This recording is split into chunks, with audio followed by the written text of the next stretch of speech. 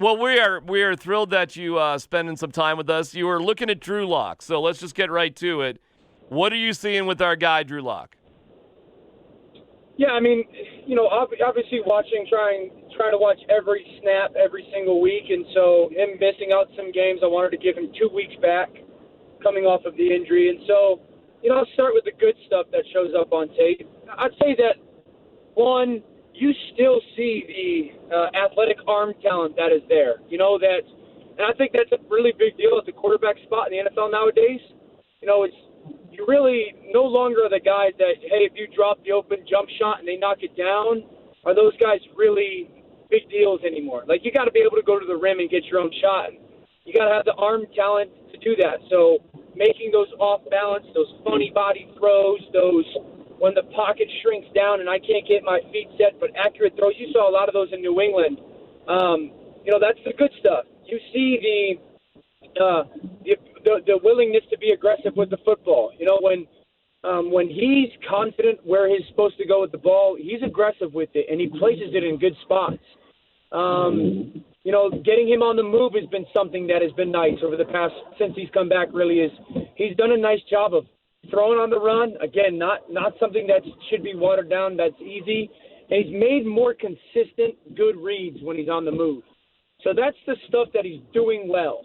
But there's stuff that he needs to get cleaned up, and it's part of his progression. Number one, he's got to have a plan. Have a plan for pressure.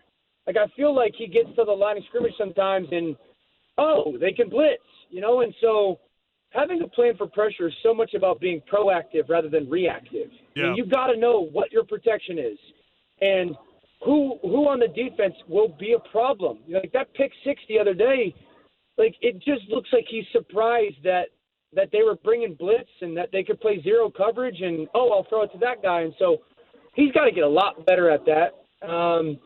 I think that his feet sometimes, like just because you can make those funny body throws doesn't mean you should or that you need to.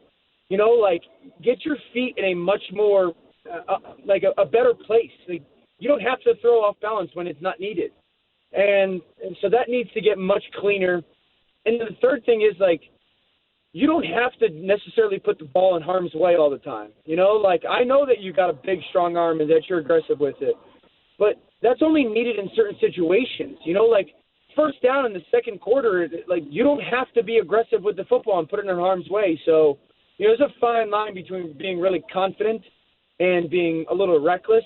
And so I want to see him grow with, not really needing to be reckless or be aggressive with the football, and when situationally it's not the time. Yeah. Dad, so fired up to have you on, man. I mean, everything you put out for me is just can't miss stuff. And when I saw you talking about Drew Lock, I was like, well, we got to get him on, man. And Drew got crowned in the offseason very quickly after his first 5 games, and Denver's just been so desperate for a quarterback. I think that was part of it. And right now he's going through probably his first week of where the tide is really kind of it's shifted on him, and there's a lot of people that are doubting him and not believing him. Have you seen a moment from Drew Lock, a game, a half, anything where you would say, yeah, that was that moment like we've all seen with Justin Herbert or with Joe Burrow? I lost you for a second since I'm in the car. Finish the last half of that question. Yeah, Sorry. mainly just asking, have you seen a moment from Drew Lock where it's just so obvious that like when you watch Joe Burrow and when you watch Justin Herbert, it doesn't take long to know that's the dude. Have you seen anything like that from Drew? No. I think there was – you know what? That's unfair.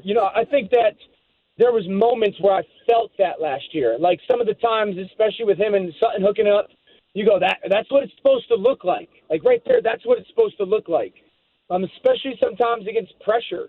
But that hasn't been the case this year. I would say this. The difference between a guy like Drew Lock and Justin Herbert is Justin Herbert is doing all the little stuff right. Like, he is so mechanically sound.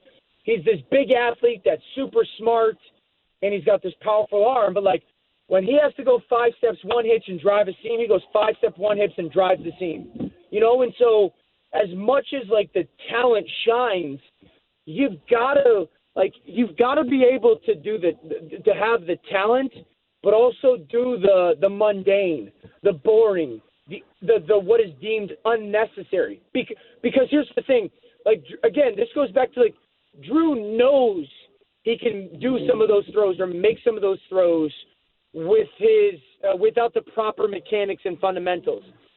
But just because you can doesn't mean you should, right? And so, like, Justin does not do that. Joe Burrow sees the field as good as any 10-year vet in the NFL. Like, his ability to see the field and change protections and get the ball out when pressure is coming is absolutely outstanding. He's not surprised. He's proactive. He has a plan. Every single time they go, ready, break, he's got a plan. And that's where Drew is lagging behind on those guys.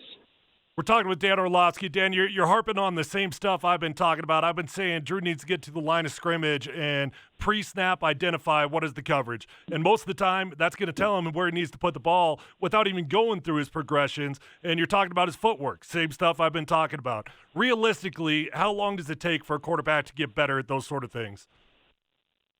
Yeah, well, that depends on the coaching. You know, I mean, if the coach, you get what you demand, right? And so if that coaching staff, like, I've said this about, who did I say this about? What young quarterback? I forget. It might have been Daniel Jones or something.